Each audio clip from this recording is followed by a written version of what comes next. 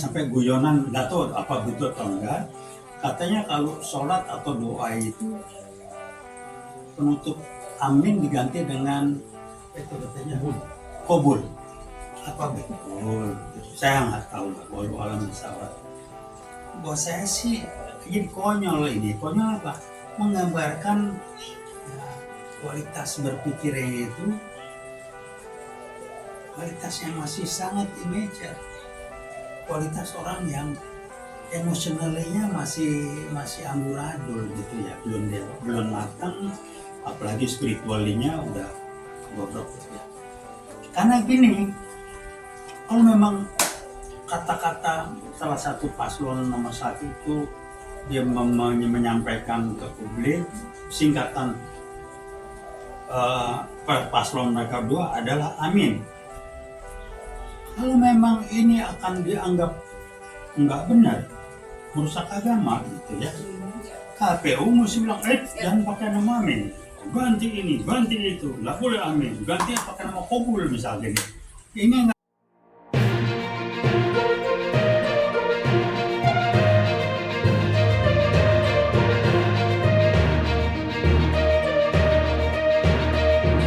Bismillahirrahmanirrahim. Assalamualaikum warahmatullahi wabarakatuh. Waalaikumsalam warahmatullahi wabarakatuh. Kembali kita sekarang membahas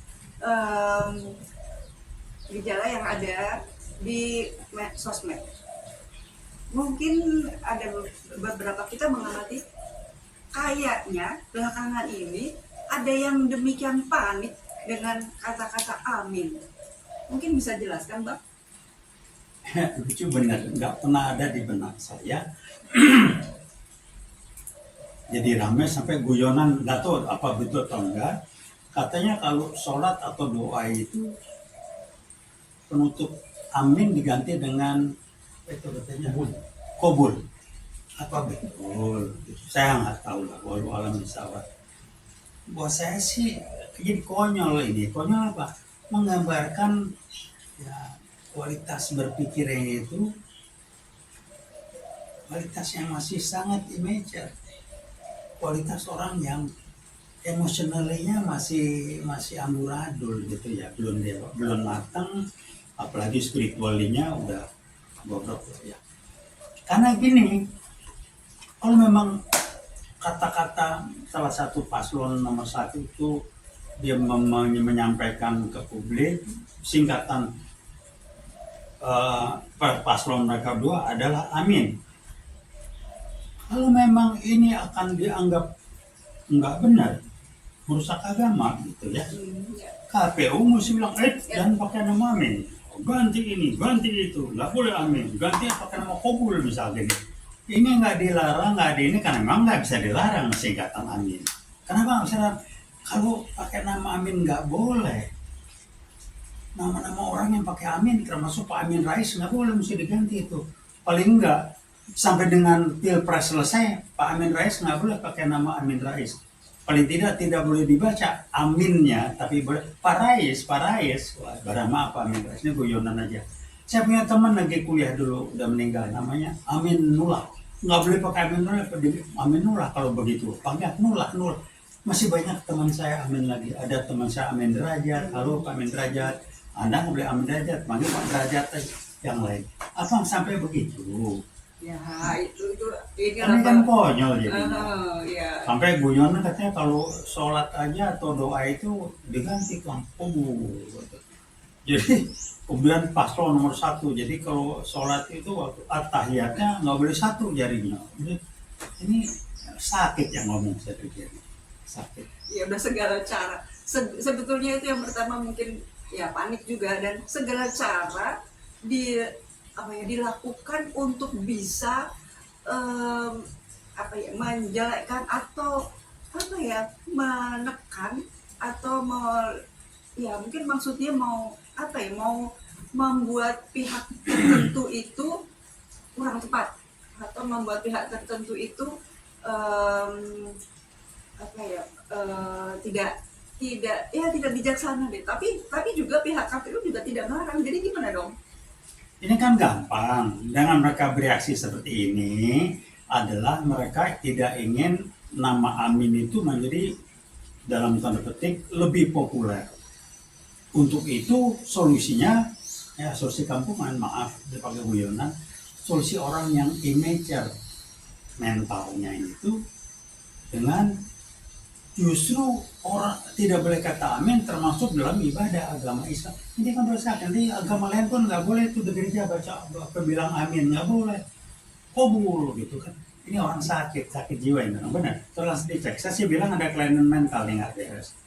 Tapi ya inilah kualitas. Kenapa begini? Kembali saya katakan, kualitas suatu masyarakat adalah cerminan, refleksi, konsekuensi, reaksi dari kualitas orang nomor satu di negara ini. Nah, Kalau iya. kualitas masyarakatnya seperti ini, jongkok, atau banyak yang jongkok, kualitas dampak dari atau konsekuensi dari kualitas jongkok orang nomor satunya sudah mulai cukup mewarnai ke bawah. Siapa yang diwarnai? Mereka-mereka yang kualitas mentalnya sama.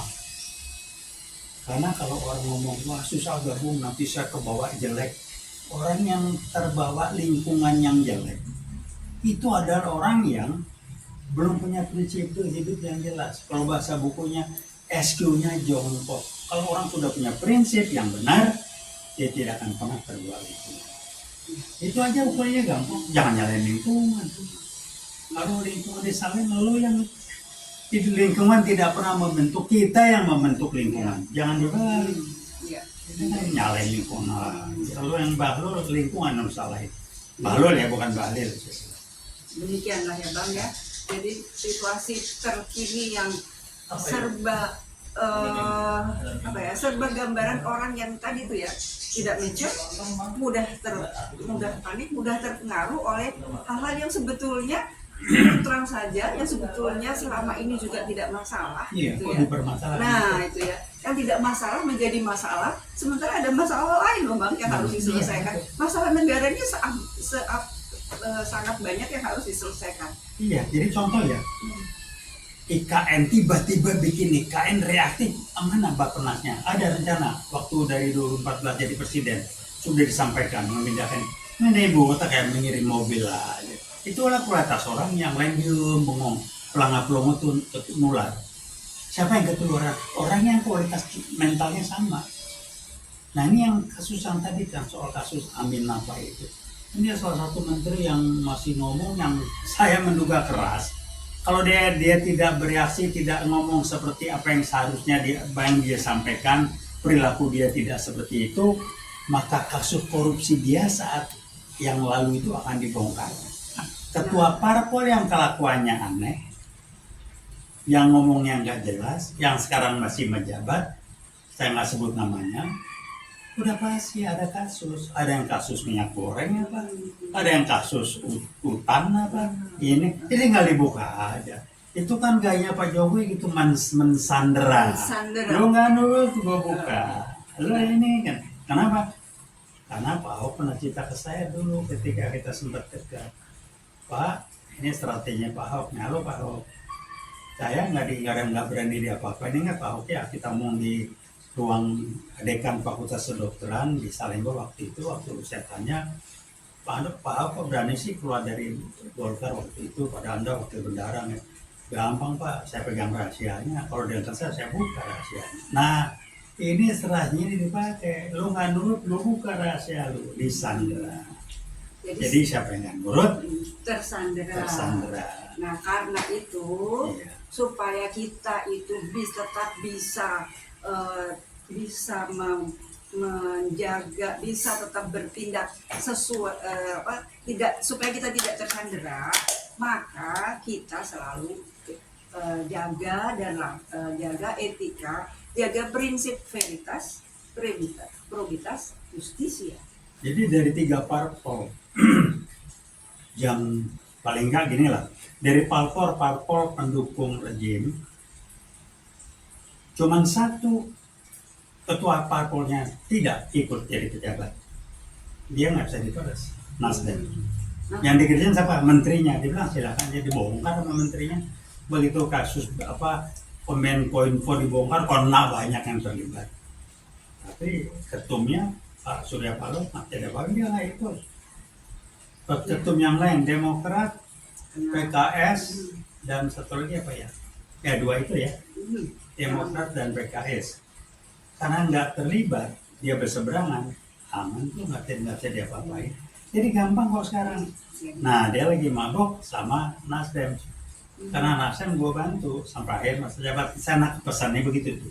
Tapi setelahnya sorry, gue nggak dukung. Gue dukung calon gue. Padahal kalau calonnya menang, Jokowi yakin saya di Rangkeng. PKI dia baru bubar dan banyak yang ditangkap-tangkapin. Karenanya dia ono nggak ada pilihan. Itu aja, silakan. Ya, nah ujung-ujungnya itu Bang, di kerangkeng itu Bang, itu yang menjadi momok dan membuat dia panik, lalu menggunakan sandera, menyandera, membuat orang menjadi tersandera. Tapi yang menarik ya, saya nggak tahu. Ini mungkin sinarinya Allah ya.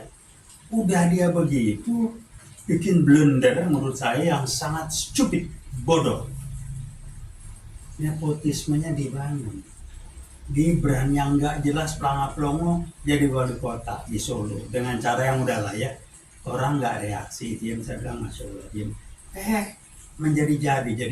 Jadi cawapres dengan MK bermain. Saya bilang minta ampun, kayaknya kita nih goblok bener gitu. Nepotisme dimainkan dengan wajah kayak nggak bersalah. Kenapa? Karena emang nilai-nilai buat dia nepotisme itu bukan kesalahan, bukan kejahatan, bukan tindakan yang memalukan. Jadi KKN itu bukan memalukan. Apa KKN? Korupsi. Ini satu nih. Orang yang korupsi pasti kolusi dan akan berusaha KKN. Nah ini terpenuhi. Tiga terpenuhi sudah. Jadi nunggu aja. Jadi senarai Allah, dia bukannya kasus korupsi, bukannya kasus kolusi, tapi kalau kasus KKN-nya terbuka ke publik tidak bisa dipungkiri lagi. Jadi ini ngeles dari mana? Si pelongo ini ijazahnya juga nggak jelas, mukanya apa aja lah. Udahlah, saya nggak nanti ada masalah besar gitu kan, udah saya bahas susut di video. Tapi saya publik ingat, publik tahu.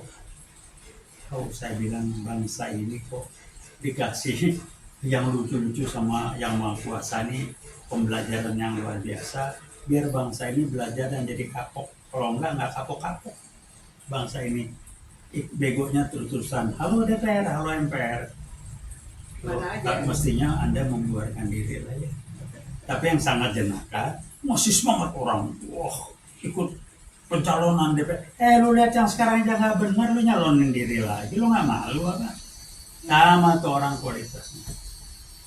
Itu aja barangkali sampaikan. UIWAT Veritas Probitas Justisia, Kampus Perjuangan. Mari kita tetap pertahankan Veritas Probitas Justisia. Siap. Assalamualaikum warahmatullahi wabarakatuh. Waalaikumsalam.